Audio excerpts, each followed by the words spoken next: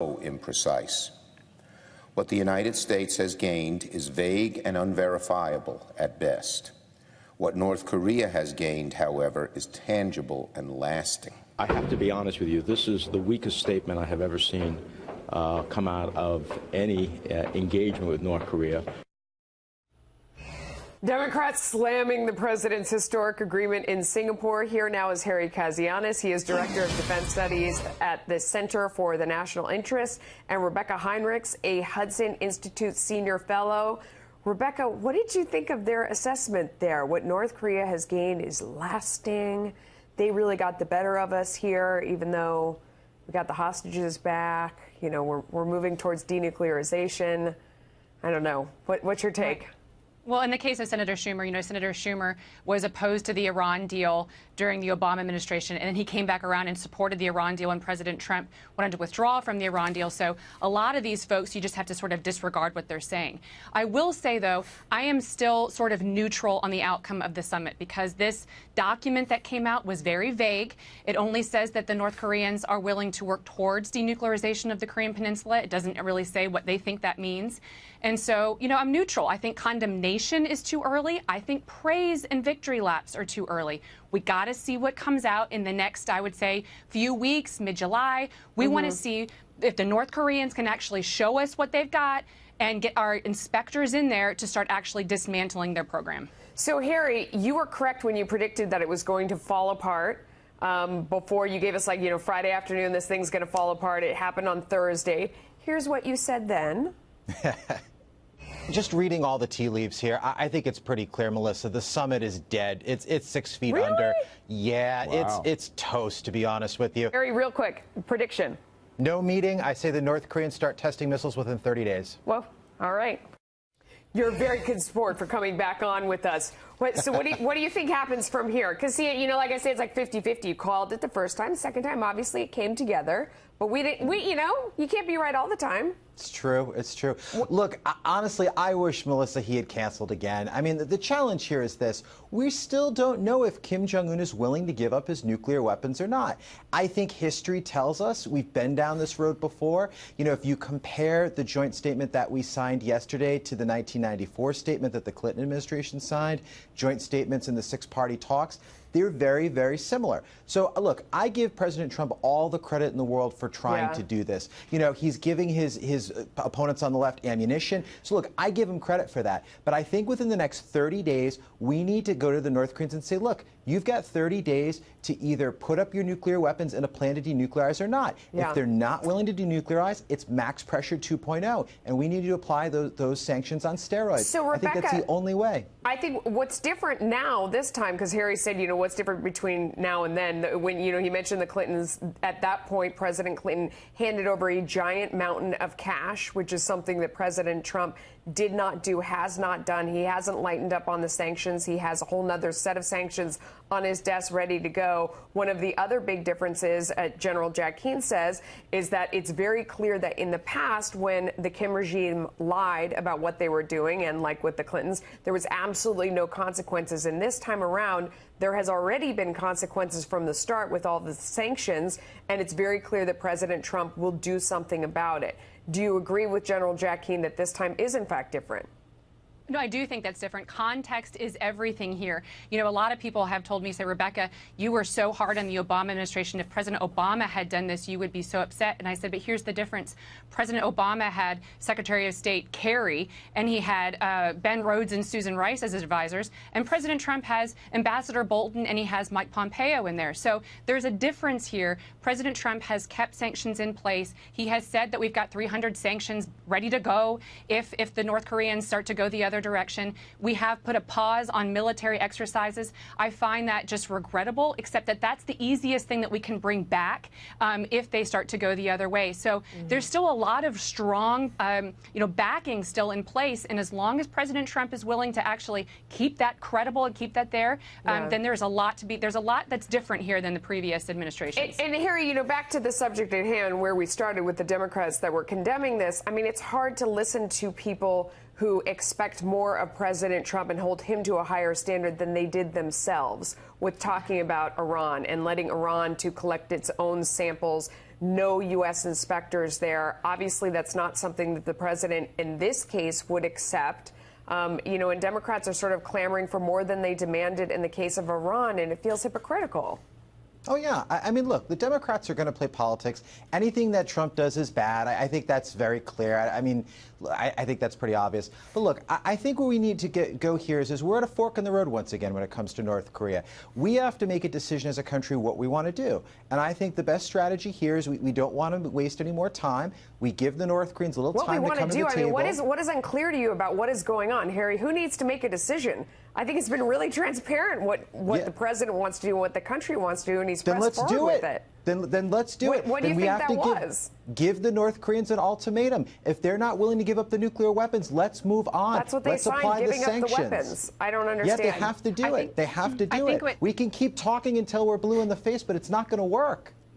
I think what needs to happen at this point is we need to have just a timeline on this so that we actually get some inspectors into North Korea so we can see what they have. And here's the other thing, Melissa, that's so important. Even if they stop testing, that's a big win. We want them to stop testing. They can still produce nuclear weapons and missiles in those mountains. We can't let them do that. Now, Democrats, they're going right after President Trump after the North Korea summit. Here's Nancy Pelosi, quote, "In his haste to reach an agreement, President Trump elevated North Korea to the level of the United States while preserving the regime's status quo." The co-author of the book, Let Trump Be Trump, and Citizens United President David Bossie is with us now. Why don't I just clear the stage and let you go right at what Nancy Pelosi had to say? Go. Well, look, she's once again delusional. She continues to hate this president more than she loves our country. She has a complete disregard for American history. She said, and others like her, said the exact same thing about Ronald Reagan when he met in the first of several meetings with Gorbachev back in the 1980s, that how could you meet with a dictator? They have human rights abuses. All of these issues, which, by the way, President Trump fully understood, discussed with the leader of North Korea. And in his press conference, he talked about Otto Warmbier and how we wouldn't have gotten to this point without Otto, and that he did not die in vain. Those are issues that are very important to this president. But the left only wants to focus on things, nitpicking things that really don't want to give any credit where credit's due. But David, it's not nitpicking when you look at North Korea's human rights record and how that was, frankly, not addressed in the agreement or in the press conference. I mean, they've still got gulags, they've still got hundreds of thousands of political prisoners. That really wasn't addressed. How about the world's human rights? How about America's human rights? How about the human rights that this president was thinking about, which were the human rights of every person across the world when he's trying to denuclearize the Korean Peninsula? That is about human rights, okay? So we can talk about the gulags, and those are important things. But again, President Reagan had those same issues. Gorbachev had gulags. You had the Iron Curtain up. Let's not forget these are very similar types of people. But American leaders have a history of dealing with bad guys, and what we try to do is move them forward to try to make the world a safer place, and are concerned about the world's human rights. Well, is this a complete realignment of our foreign policy? Because the Europeans, we're at odds with the Europeans over trade, and they're bitterly critical of us. They're not even part of this agreement with the North Koreans. We seem to be getting very close to the Koreas, a new relationship with both Koreas, in fact. Well, let's put it in perspective. The G7 summit, which I think is what you're talking about, the bitterness there, you know, of course, this president is a change agent, and the leaders of those other countries love the 40-year status quo, which has been broken from America's standpoint, and our leadership has failed to act. This president has put America first and has said we are going to rebuild American industry over his presidency, and that is what he is saying to these leaders of their countries. They don't like it. It's okay. They don't have to like it. They need to do the best jobs for their countries, just like this president is for ours. And when it comes to the Koreas, he's dealing with the #1 national security threat that Barack Obama told him about during the transition. Right. President Obama said, watch North Korea. North Korea is going to be your biggest problem.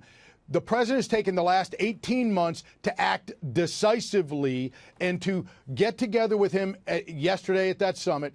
And it is the first step of many. Just like Reagan and Gorbachev, it took several meetings over many years to get together to then, several years later, have the Berlin Wall fall. So these things don't happen overnight, but the left is so delusional. They hate this president more than they love the country. I'll continue to say it because it's true, and it is the leftists like Ben Rhodes and others on other networks that just will not see reality. The Berlin Wall eventually came down. I wonder if the DMZ will eventually be dismantled. We have to hope so. We'll debate that another day. David Bossie, thanks for joining us, sir. We'll see you again soon. Thanks for having me. Let me bring in Marianne Marsh talking about politics. A lot of armchair psychology going on there. They seem to be deep into the mind of President Trump and know exactly what he's thinking and what he's going to do here, Marianne. Well, it was widely reported that there was a psychological brief done on Kim for Trump to prepare for this meeting. That makes sense. Does that not make sense? Well, of course it does for preparation. But the fact is, no matter what happens tonight, and we will see what happens in the next few hours, this is a win for Kim. He's getting much desired attention. The air of legitimacy conferred upon him by this meeting, the handshake that we will inevitably see hours from now, yet he has done nothing, maybe little if nothing, to earn it. He hasn't agreed to anything yet. Marianne, last summer, as Ed Henry pointed out in his report, we were looking at a situation where there were missile tests going off pretty much every 6 weeks, and people were concerned that one of them might mistakenly land in the middle of Japan if it were misfired. So I think and we've also got hostages back. I mean, to say that there's nothing that is growth along this spectrum, just based on the facts, seems untrue. Well, there are a few points here, Martha. I mean, the fact is, when you look at this, Trump has gone from demanding denuclearization of North Korea to a process that they will negotiate of the Korean Peninsula, which others here have agreed upon and been reported. He's not going to Otto Warmbier, yes, returned home, I believe, 1 year ago today, yet nothing, and at the hands of North Koreans who had him, and he returned home blind, deaf, and howling, only to die a week later. We understand that. But President Obama, on the way out the door, said to President Trump, North Korea is your biggest problem, by the way. See you later. Well, and that was the first and only thing he said to him. And I do think the presence of two people play large here tonight, Barack Obama and Xi Jinping. Barack Obama, Trump is obsessed with undoing Barack Obama's legacy and everything he's done. And I think he would like to show to him, see, look, I got this meeting. We're going to get something done. Here's one more thing I've beat you at. Xi Jinping is the power broker in this area. Nothing happens without him, especially in North Korea. And I think Xi Jinping has a lot to say about what happens in this negotiation, more than just flying him to get to this meeting and to make sure that he's propped up his regime, his parents, his father before him, and provide him what food and energy they do have. Thank you, God bless you, and God bless America.